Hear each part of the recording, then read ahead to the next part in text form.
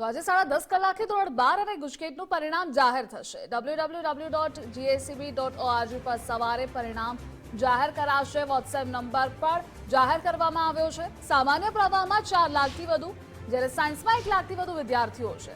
ચાલુ વર્ષે બોર્ડની પરીક્ષા 10 થી 15 દિવસ વહેલી શરૂ થઈ હતી અને આ વખતે આપણી સાથે સંવાદદાતા અર્પિત જોડાયેલા છે। અર્પિત, આજે 10:30 કલાકે ધોરણ 12 અને ગુજકેટનું પરિણામ જાહેર થવાનું છે।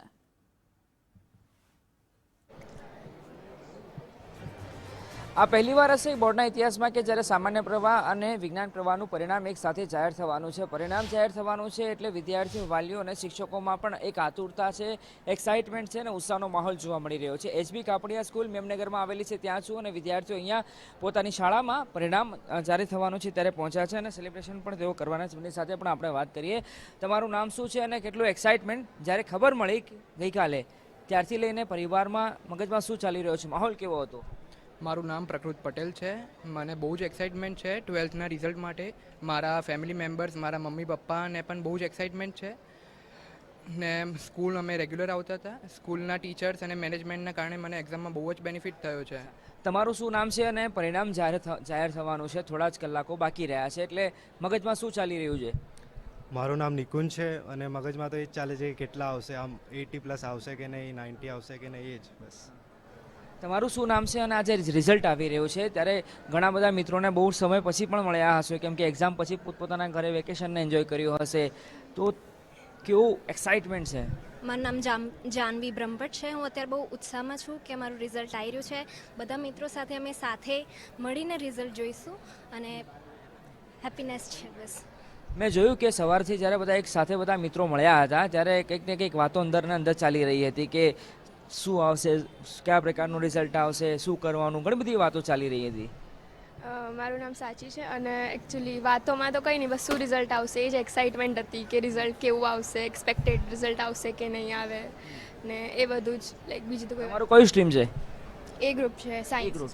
અચ્છા, ગઈકાલે એટલે ઘણા બધા સમયથી આમ તો રિઝલ્ટ તો તૈયાર હતું, પણ વાત એ હતી કે નીટની પરીક્ષા પૂરી થઈ જાય પછી એકદમ બિંદાસ આખો એટમોસ્ફિયર થઈ જાય, કેમ કે ટેન્શન ના રહે વિદ્યાર્થીઓને, એ માટે ખાસ ધ્યાન રાખવામાં આવ્યું હતું।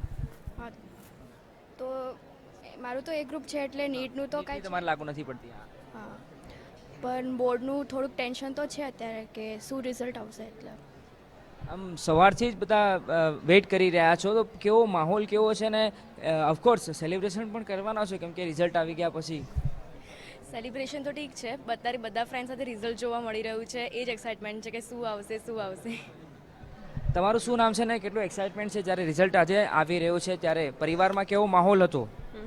મારું નામ હિમા પટેલ છે। હું ખૂબ જ એક્સાઇટેડ છું અને મને આશા છે કે બોર્ડનું રિઝલ્ટ સારું જ આવશે અને ઘરમાં પણ માહોલ બહુ સરસ છે અને બધા ખૂબ જ એક્સાઇટેડ છે।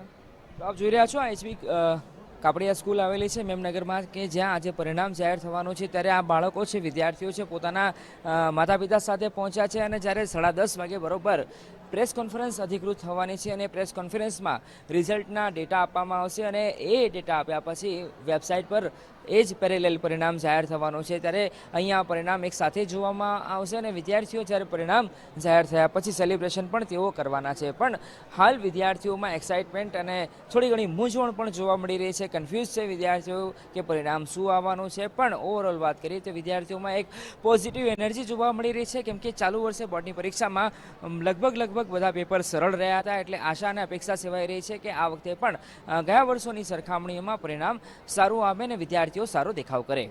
જી અર્પિત, જોડાવા બદલ આભાર આપનો।